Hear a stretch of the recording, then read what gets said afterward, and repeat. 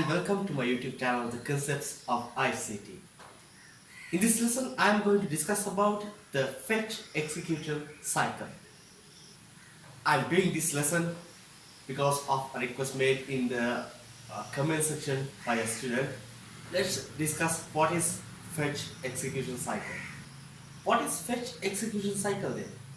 It is the process that happens from the computer boot up until the computer shut down. It is a thing that repeatedly happens within the computer on processing things. So from the time that you boot up the computer until you turn off that machine, this process takes place within the computer. So let's see what is the fetch execution cycle. So when we discuss about the fetch execution cycle, there are main three components or main three hardware components of the computer that takes part in this process. They are, we call them the main memory or the RAM, the CU, the control unit, and the ALU or the arithmetic and logic unit. We know that whatever the process or whatever software that we are running should be loaded to the RAM prior to the execution. All the things that are stored in the hard disk should be loaded to the RAM prior to the execution. So in order for these to be processed in the CPU or in the ALU, these should be taken to that ALU. So the instructions and data are stored in the main memory or the RAM. So what happens first is the instructions are taken to the control unit from the main memory, or we call it, we fetch the data or the instructions from the main memory and it will be taken to the control unit. And at the control unit, the instruction will be decoded. What does that mean? The instruction will be converted into a readable format at the control unit. So after decoding the instruction, it will be passed to the ALU or the arithmetic and logic unit, which will then execute the decoded instruction.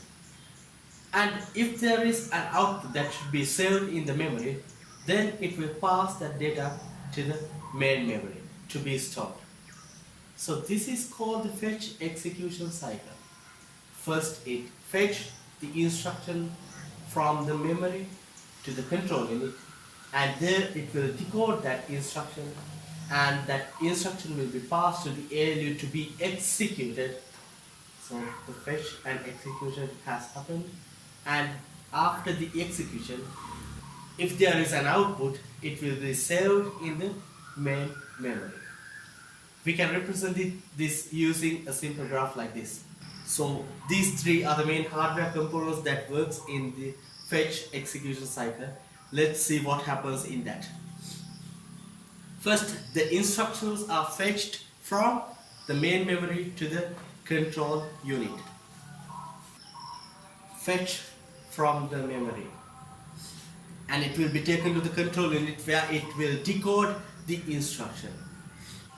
And the decoded instruction will be passed to the ALU where it will execute the instruction. So at the end, if there is an output that should be saved in the memory, it will be stored back in the memory. So simply, this is what fetch execution cycle is. Hope you understood the concept. If you have any questions regarding this concept, you can put it in the comment section. I can answer them. And this is a simple diagram. We can explain the fetch execution cycle even using the von Neumann architecture. Hope this is enough for you. And again, if you have any questions regarding these concepts, you can use the comment section. So thanks for watching. Hope you enjoyed the lesson. Hope you learned everything. If you want to learn more about these concepts of ICT, please subscribe my channel. Thanks again. See you in the next lesson. Thank you.